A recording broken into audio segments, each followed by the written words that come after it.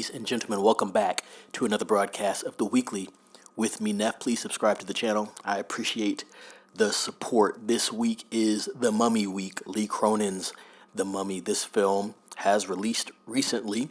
I wanted to talk about a couple reviews that I got here on Rotten Tomatoes, and I might look at IMDb right now. But from what I've heard, a decent movie. Something I hear is for people that like a lot of gore, if you're into that type of stuff, horror flick, right?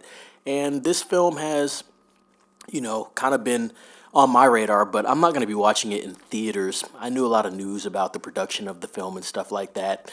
And the film had like multiple names attached to it, which is very interesting. I almost feel like this film is pretty much an original picture, but they're throwing the Mummy title on it just to get people interested in, perhaps going to watch it, because the Mummy does have a history and about film and stuff like that, and those Brendan Fraser films, which I do know they had to let people know, hey, Brendan Fraser is not in this film, so do not expect him to be in this film, him and Rachel Weisz, right?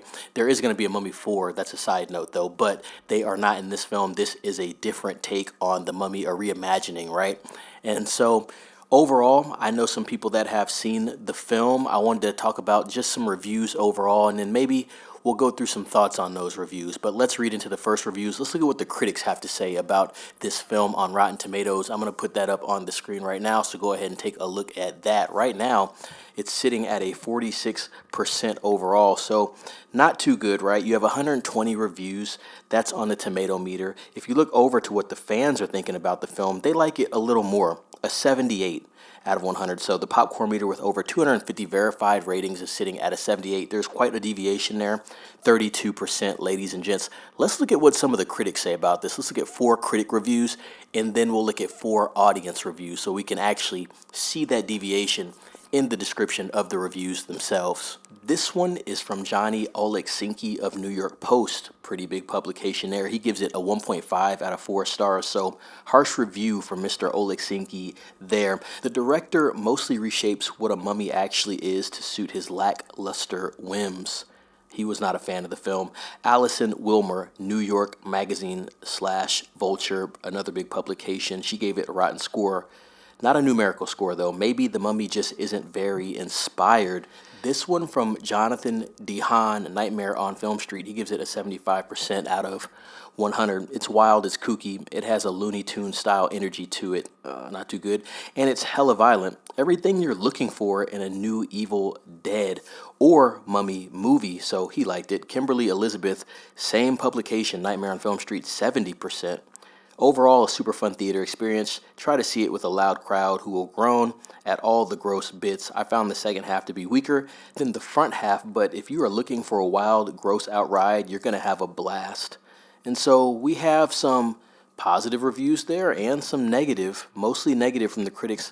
Like I said, let's see what your average audience goer thinks about this film, right? So let's look at the audience reviews. Shane Merrill, 5 out of 5 stars, horrifyingly gross. Literally a mummy-themed Evil Dead, pushes the boundaries excellently. And if you guys don't know, Lee Cronin did shoot Evil Dead Rise. I wasn't a fan of that film, but maybe he upped his game with this Mummy film. Cherry, 5 out of 5 stars. Movie was great. Producers held up their end as usual. My only thing was a little too much suspense at one point, so that's not a bad review. Leonardo gives it a 4 out of 5 stars. Honestly, a really good movie. 8 out of 10. That's a very solid rating in my books. Trust me, so he's recommending it. This one is from Amy, 3.5 out of 5 stars. The young daughter of a journalist disappears into the desert without a trace. Obviously, she's going into the film itself. We're not going to do that.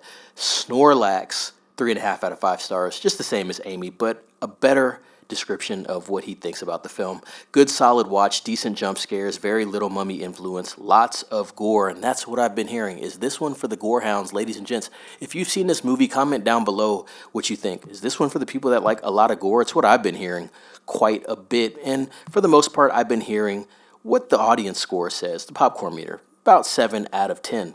Not too bad of a flick. Like I said, I wonder if this film would have did better with a more original title, right?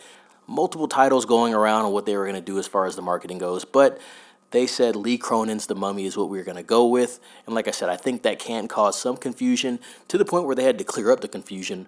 But I wonder if an original title would have been something that would have worked out a lot better for the film, because this is what it seems like, to be quite honest. You see a lot of people talk about the mummy aspects very sparsely, right? Mostly about the gore, the horror, and the suspense. I think you could have made this film even without those aspects. So very interesting as far as this reimagining of what the mummy should be.